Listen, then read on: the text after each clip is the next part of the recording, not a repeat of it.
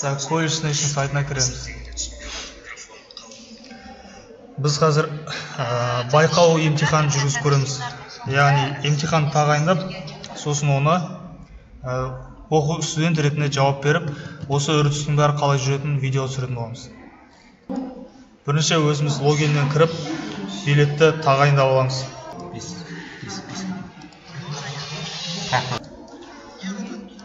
Мәзірге кіріп емтихандар, емтихан билеттері жасалған, сол емтихандар кіріп тағайындауды жүргіземіз.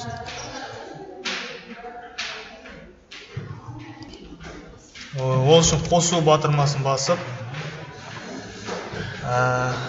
журналдан топты таңдаймыз. Мысалға 835 топ дене тәрбиесі, емтихан түрі бізге по билетам на платформе collegenation.kz. Билеттер тобы дене тәрбиесі, өзіміз тағайындаған, өзіміз дайындаған билеттер. Тестілеудің өту уақыты 6 сағат, ол 360 минут. Күні мысалға ертең 10 маусым, уақыты 9:00. Бүгін таңдықта. Уақыты сағат 12:30. 12:30 кабинет 11 дейсі. Спорт залда өтпейміз. Мысалы, мына бір-екеу қатыспайтын болса, алып тастаймыз. Соны сақтау.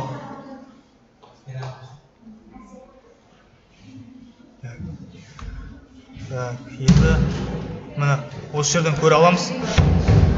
Тағайындаған емтихан осы жерде тұрады. Құрылды дейді. Көруді басып, емтиханды бастау батырмасын басамыз. Міне осы студенттер растауды басқан кезде емтихан басталады деді ғой. Растау қате белгіленген уақыттан бұрын іске қосуға болмайды. Яғни әлі бізде 3 минут бар емтихан басталған. Сол үшін растауды баса алмаймыз. Міне 12-ден 30 кетті. Емтиханды бастаймыз. Сол үшін растауды басып, емтиханды уже аяқтау деп шығып тұрды. Біз аяқтамаймыз. Күні мен уақыты 12:30 дейді. Енді біз арғарай студент ретінде кіріп көреміз. Ол үшін шығып, Шүкір ағайдың блогынан шығып, студенттің иінін жазып кіреміз. Мысалға, любой ма?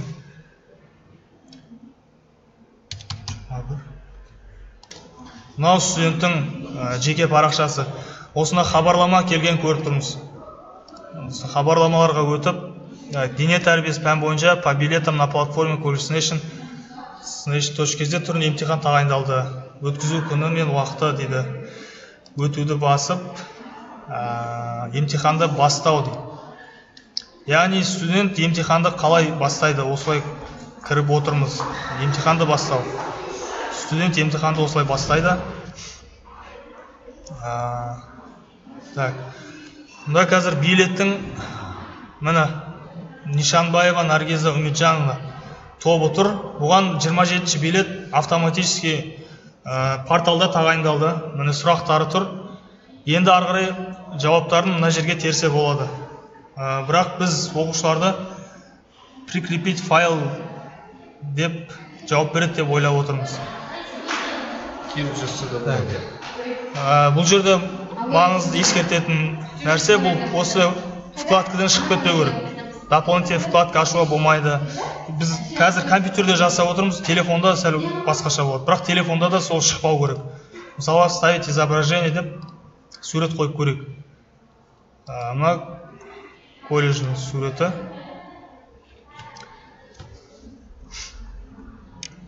Бұл жерде оқушыға сәл қиындық туындау мүмкін деп ойлап отырмын. Өйткені прикрепить фото деп камерамен суретке түсіретін мүмкіндік жоқ. Мүмкін телефонда шығатын шығар, оны да істеп көру керек. Қалай жоқ? Камера бар ма сенде? Мына жерде шықпады ғой сол. Көке, мына қоссайшы мына. Қосылып тұрады.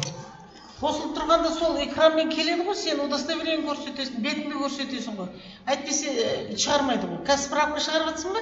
Жоқ, бұл неге? Аралық емтиханды түсіріп жатырмыз. Так. Дыбысын да бөлек қосасың. Сақтау батырмасын басып емтиханды аяқтамақшымыз. Сақтау. Сенімдісіз бе растау дейді. Так. Хабарлама сәтті сақталды. Көру. Мына біздің бағана билетіміз, жауабымыз осында тұр. Кері қайту. Енді ары қарай біз мұғалімнің логиніне кіріп, қалай болған көрейік. Мына мұғалімнің логиніне кіріп отырмыз. Хабарламаны көрейік, ашып. Әбдіжаппар Дамир Қанқысы ден тәрбиесі пәні бойынша тапсырмаға жауап қосылды. Так, бұл жерде әлі келмеген. Сол үшін біз емтихандарға өтіп, не ботқан көрейік.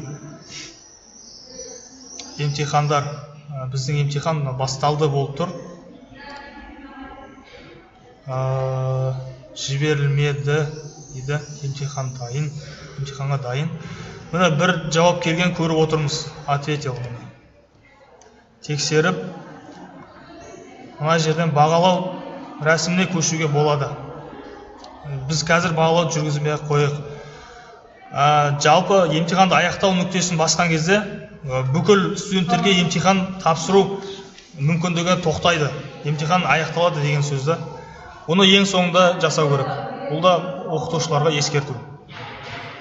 Жалпы осымен аяқтадық. Келесіде телефоннан тапсырып көретін боламыз.